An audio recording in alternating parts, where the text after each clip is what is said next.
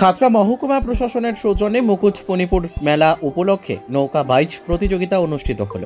শনিবার অভিনব এই প্রতিযোগিতা ঘিরে প্রতিযোগী থেকে উপস্থিত দর্শক সাধারণ সকলের মধ্যে ব্যাপক উৎসাহ উদ্দীপনা লক্ষ্য করা গেছে।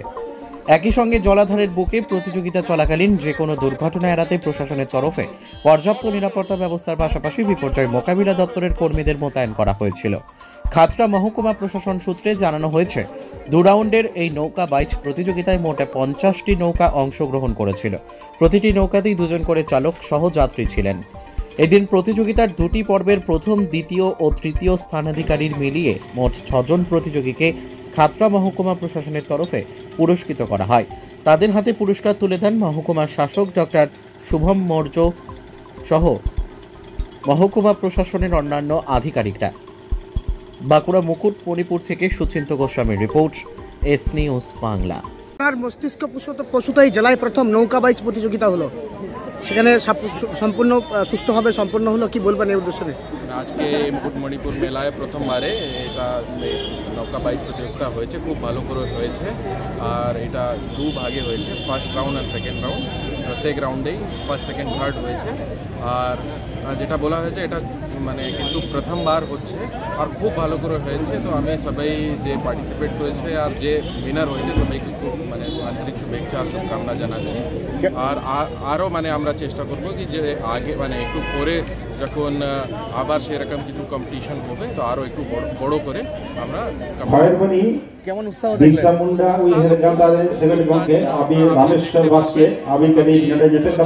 ভিডিও আপনাকে দিয়ে দেবো।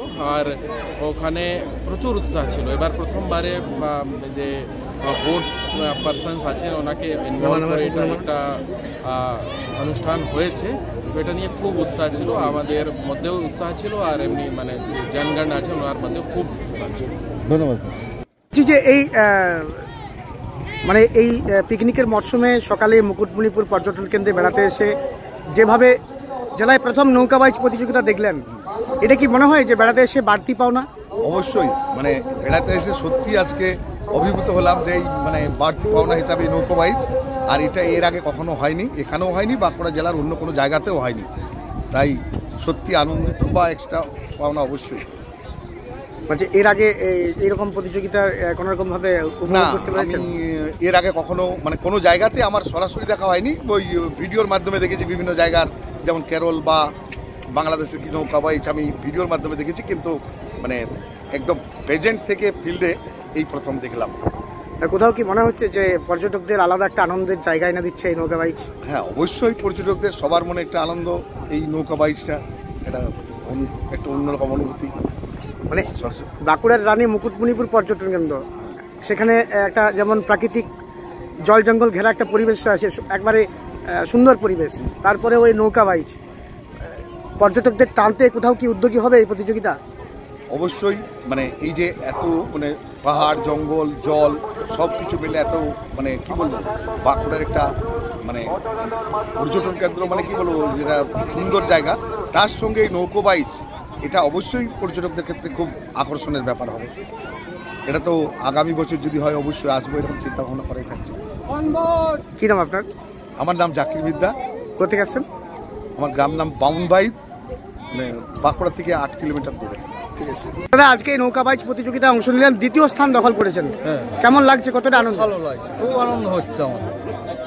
এই যে আনন্দ যে কি বলে বুঝাবো আপনাকে আর কি বলে দেবো, এটা প্রথম হলো তো, যাতে বছর বছর আবার হয় সেটা আবার ম্যাডামদের কাছে অনুরোধ করবো, যাতে এই আগ্রহটা যেমন সবার মধ্যে যেমন একটা হৃদয়ের মধ্যে থাকে, যাতে আমি এই বছর হয়েছি পরের বছর যেমন উনিরাও যেমন কেউ আবার চেষ্টা করে যে আমি যেমন পারি।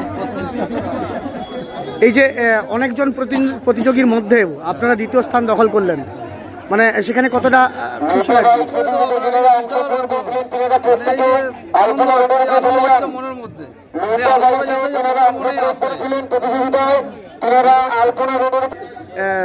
জেলায় প্রথম এই ধরনের প্রতিযোগিতা, সেখানে অনেক প্রতিযোগী অংশ নিয়েছিল, সেখান থেকে প্রথম দ্বিতীয় হয়েছেন আপনারা, কি বার্তা দিবেন অন্যান্য নৌকা চালকদের বা এই নৌকা চালক যারা এখানে নৌকা চালায়, সেখানে কি এই প্রতিযোগিতা আলাদা কি সেখানে কি এই যারা নৌকা চালায় তাদেরকে আলাদা কি উৎসাহ যোগাবে? যোগাবে, অবশ্যই যোগাবে। এই যেমন আমি হয়েছি, সেটা পরের বছর আবার ওনারা চেষ্টা করবে যাতে আমি হই। সেরকমভাবে একটা আশ্রয় একটা সবার মনে একটা হৃদয়ের মধ্যে ইয়ে থাকবে, যাতে উনি পেয়েছে আর হচ্ছে যাতে আমিও পাই, সেরকম একটা আগ্রহ নেবে। আচ্ছা, প্রথম থেকেই কি আত্মবিশ্বাস ছিল যে আমরা স্থান দখল করবো? শোনেন, এই যে প্রথম থেকে আত্মবিশ্বাস মানে এটা গুরু বলার ইয়েতে যে আমার গুরু শিক্ষক সে বলেছে যে ফার্স্ট সেকেন্ডের মধ্যে হবে, তাতে হয়েছি। ওইটাতে আমার আনন্দ, ওটা খুব আনন্দ। প্রায় কত কিলোমিটার রাস্তা হবে এটা? এটা প্রায় 2.5 থেকে 3 কিলোমিটার হবে। প্রায় 3 কিলোমিটার নাকি? এই যে নতুন একটা অভিনব প্রতিযোগিতা মহকুমা প্রশাসনের উদ্যোগে বা এমডি এর তরফে করা হয়েছে, সেটা প্রশাসনকে কি জানাবেন? সেটা অনেক অনেক ধন্যবাদ জানাবো। এটা প্রথম হচ্ছে এবছর, যেমন আবার পরের বছর আবার হয়। পিকনিকের মরশুমে এই ধরনের প্রতিযোগিতা সবাই দেখে আনন্দ একটা ইয়ে হয়, সেই অনুপাতে আপনাকে বলছি যেমন প্রতি বছরই যেমন এটা যেমন পর্যটকদের কি আলাদা আনন্দ দেবে এটা? হ্যাঁ, অবশ্যই আনন্দ পাবে পর্যটক। কি নাম আপনার? সনত মণ্ডল। বাড়ি নারকল। কোতুলপুরে সর্বপ্রথম এমআরআই পরিষেবা যুক্ত 110 বেডের মাল্টি স্পেশালিটি হসপিটাল হল মেডিকেয়ার জেনারেল হসপিটাল। স্বাস্থ্যসাথী মান্যতাপ্রাপ্ত এই হসপিটালে রয়েছে AC, non AC cabin, modern OT, ICCU, NICU, micro surgery, dialysis বিভাগ, ব্রেন ও spine surgery, cancer surgery, lift সহ নানান পরিষেবা। এছাড়াও রয়েছে সিটি স্ক্যান পরিষেবা যুক্ত নিজস্ব ডায়াগনস্টিক সেন্টার, ডক্টর চেম্বার্স, ওষুধের দোকান সহ 24 ঘন্টা অ্যাম্বুলেন্স পরিষেবা।